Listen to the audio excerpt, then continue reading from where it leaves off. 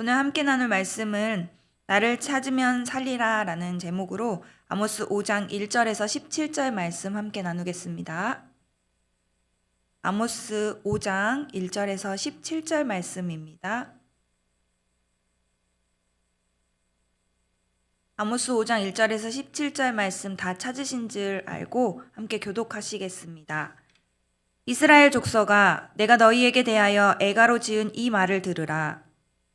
처녀 이스라엘이 엎드려졌음이여 다시 일어나지 못하리로다.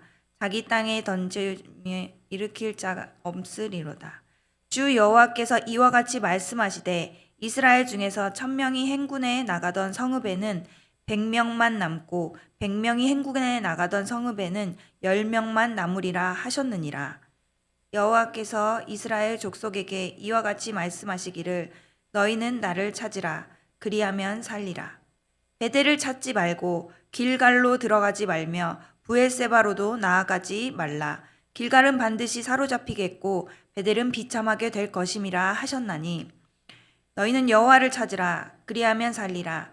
그렇지 않으면 그가 불같이 요셉의 집에 임하여 멸하시리니 베델에서 그 불들을 끌 자가 없으리라.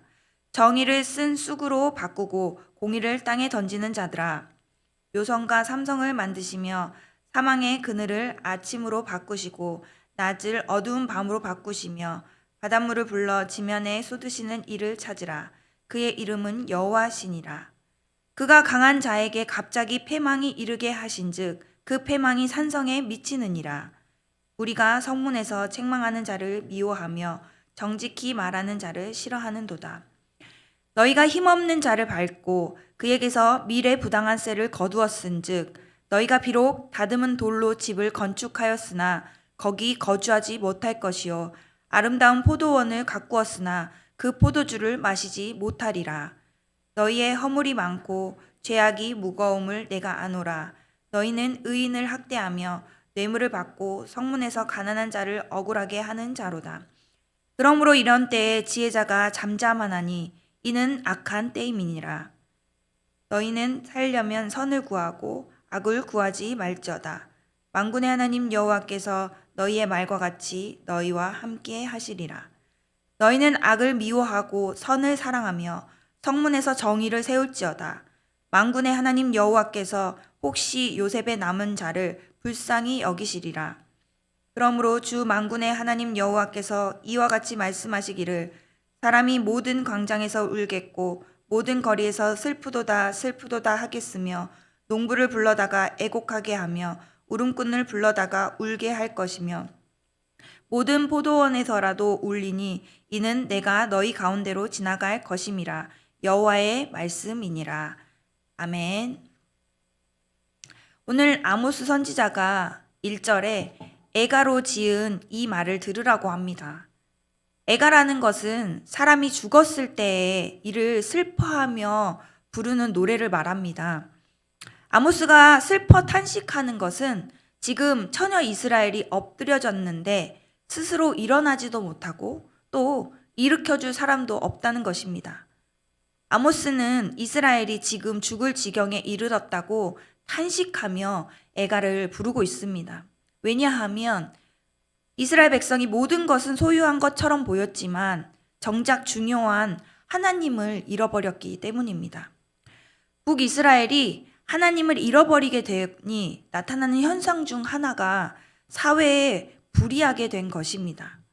장사하는 사람들은 저울의 무게를 속여서 더 많은 이익을 남겼고 나라는 부하였지만 그렇다고 모든 백성이 부함을 누렸던 것은 아닙니다. 강한 자들은 더욱 부해졌지만 가난한 사람들은 착취를 당하여서 더욱 가난해져서 고통 속에 살고 있었습니다. 북이스라엘은 세상적으로 부하고 강하였지만 하나님을 잃어버리고 영적으로는 죽음의 상태에 이르게 된 것입니다. 그리고 하나님 앞에 죄악된 삶을 살게 되고 결국 언제 망할지도 모르는 시한부 같은 삶을 살게 된 것입니다. 세상에 나가서 사회적으로 성공할 것을 찾다 살다 보니 하나님을 잃어버리고 마는 것입니다. 하나님을 잃어버린 사람은 세상적으로 성공한 것 같지만 영적으로는 죽은 상태입니다. 그리고 그 삶은 언제 망할지 모르는 위험한 상황인 것입니다. 하나님께서 이스라엘 백성을 보실 때 안타까웠던 것이 바로 이것입니다. 이스라엘 백성이 하나님을 찾으면 하나님께서는 그들에게 생명도 주시고 세상에서 살아가면서 필요한 모든 것들을 공급해 주실 텐데 이스라엘 백성들은 하나님으로부터 구하는 것이 아니라 자신들이 직접 세상적인 것들을 구하면서 살다가 이스라엘이 죄악 가운데 망하게 된 것입니다. 마태복음 6장 33절의 말씀을 보면요. 우리가 모두 다 너무 잘 알고 있는 말씀인데요. 너희는 먼저 그의 나라와 그의 의를 구하라. 그리하면 이 모든 것을 너희에게 더하시리라 라고 했습니다. 우리가 하나님의 뜻을 찾고 그 뜻대로 살아갈 때에 필요한 모든 것을 공급해 주신다고 하셨습니다. 그러기에 무엇보다 하나님과 그의 뜻을 구하는 것이 모든 삶의 최우선적인 우리의 삶이라고 고백할 수 있겠습니다.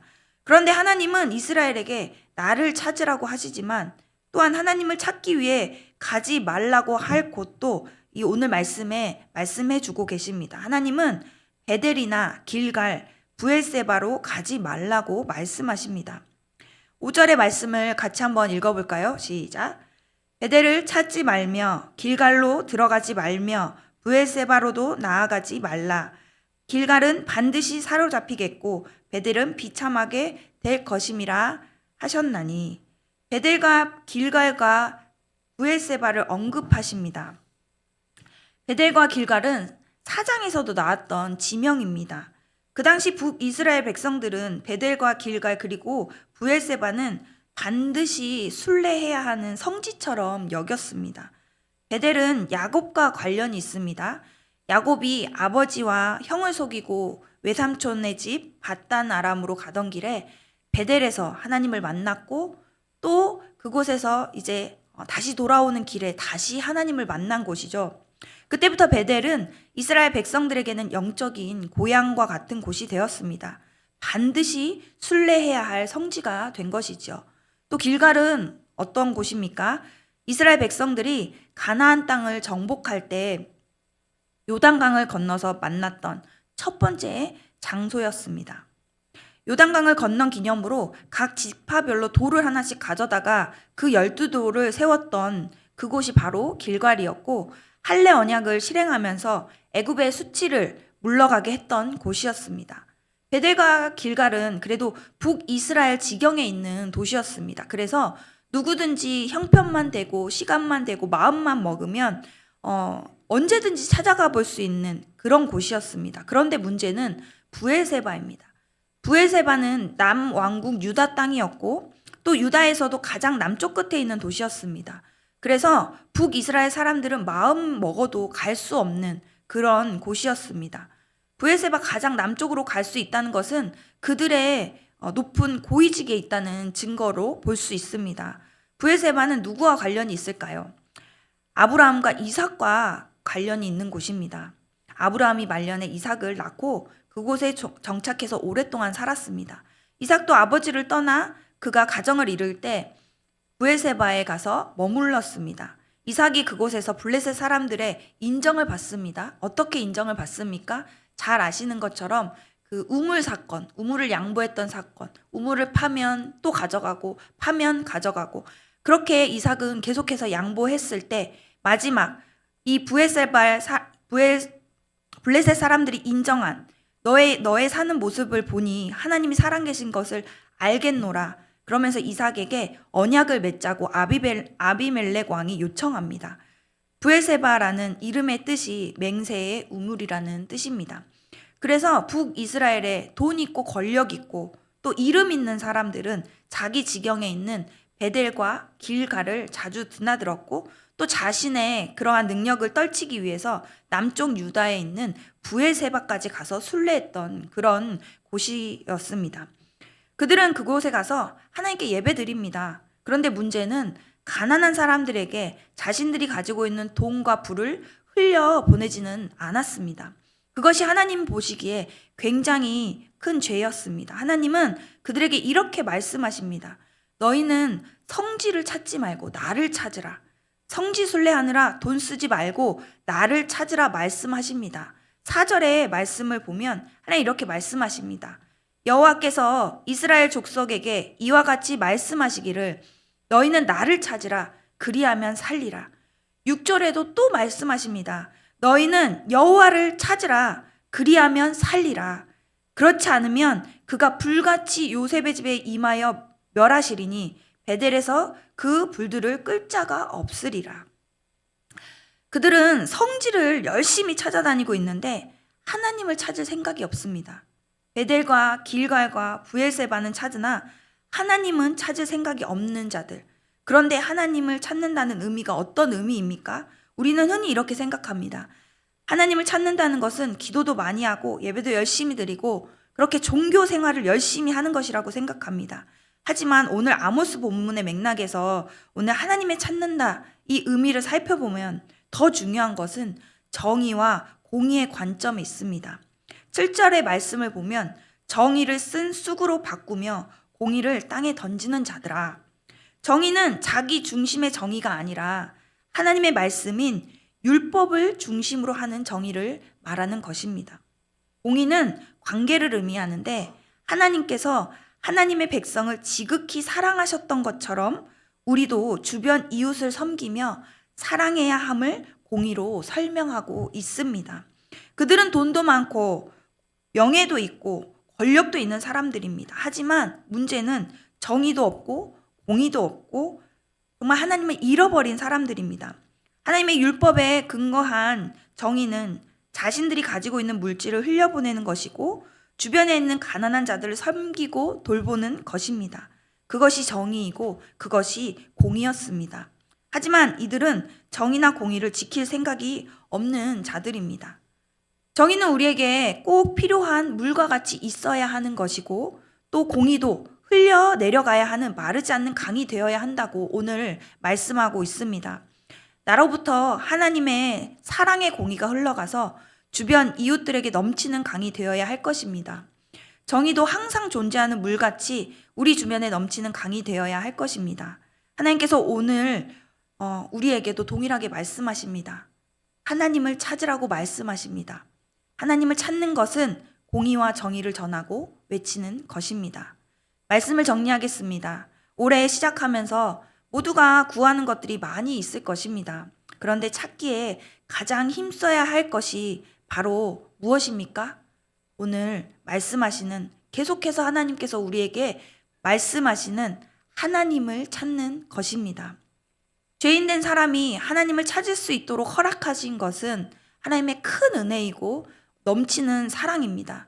간절히 원하기는 우리에게 허락하신 베델, 길갈과 같은 하나님을 만나는 은혜의 경험이 있는데 하나님을 잃어버리고 사는 사람이 아니라 늘 하나님의 얼굴을 구하고 하나님과의 만남이 있고 하나님의 능력이 우리 삶 가운데 드러나 그것이 하나님의 정의와 공의를 전하며 살아가는 복된 삶이 되기를 간절히 소망합니다. 오늘 말씀을 기억하면서 함께 기도하기를 원하는데요.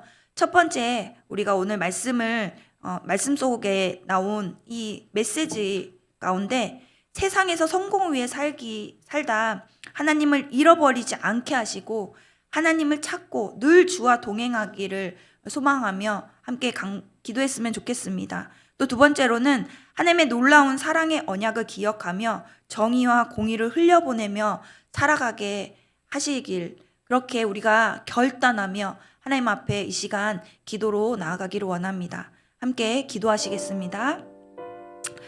사랑하는 하나님, 우리 새벽도 깨우게 하시고 하나님 무엇보다 하나님을 찾으라고 말씀하십니다. 하나님, 우리는 세상의 필요를 찾아 살다가 정말 그 필요에 정말 함몰되어서 또 때로는 또 문제에 함몰되어서 크신 하나님을 바라보지 못하고 있지는 않습니까? 하나님, 그렇게 정말 하나님을 잃어버리고 하나님 정말 내가 예전에 만났던 그러한 하나님과의 만남 그 경험들만 붙들고 그 기념비가 되어서 살고 있지는 않습니까? 그것이 우리에게 베델이고 길갈이고 브엘세바임을 고백합니다. 하나님, 이 시간 세상의 성공을 위해 살다 하나님을 잃어버리지 않게 하시고 정말 늘 언제나 하나님을 찾는, 계속해서 우리에게 말씀하시는 나를 찾으라 하신 그 하나님을 찾는, 그렇게 늘 주님과 동행하는 삶을 살아갈 수 있도록 인도하여 주시옵소서.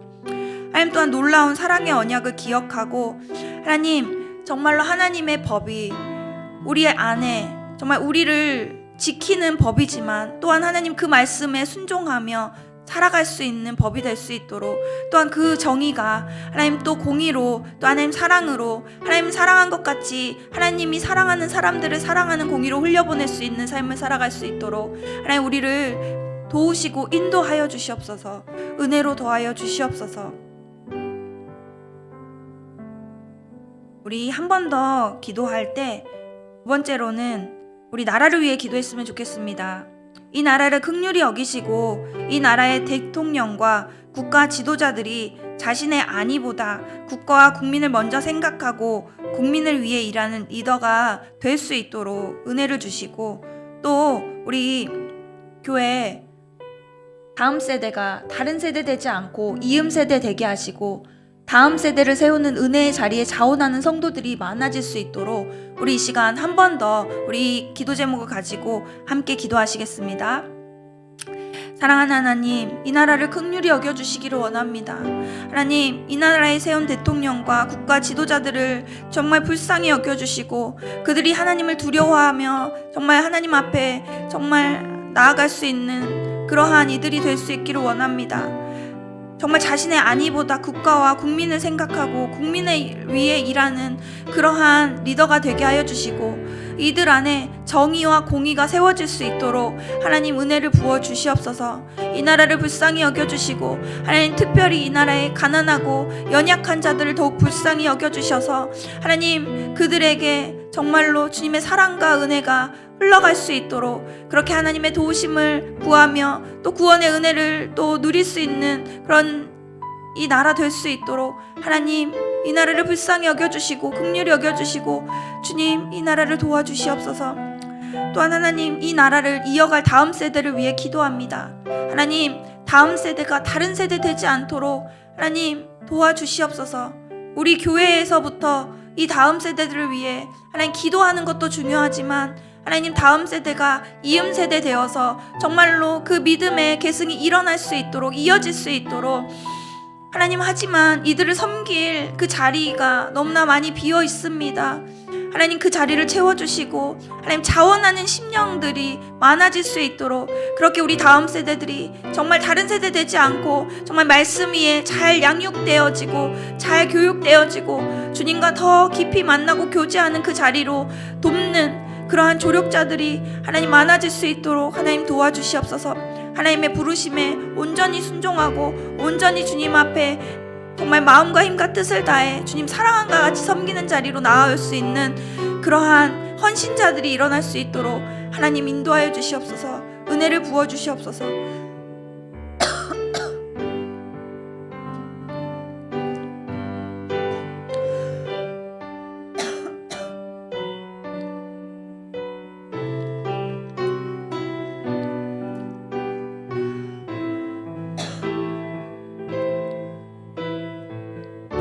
하나님 함께하여 주시옵소서. 주님 우리 다음 세대들을 주님께서 붙들어 주시고 하나님 말씀 위에 서가는 다음 세대 될 수 있도록 하나님 정말 부끄러울 것이 없는 인정된 자로 하나님 그렇게 훈련될 수 있는 다음 세대 될 수 있도록 주님 함께하여 주시옵소서.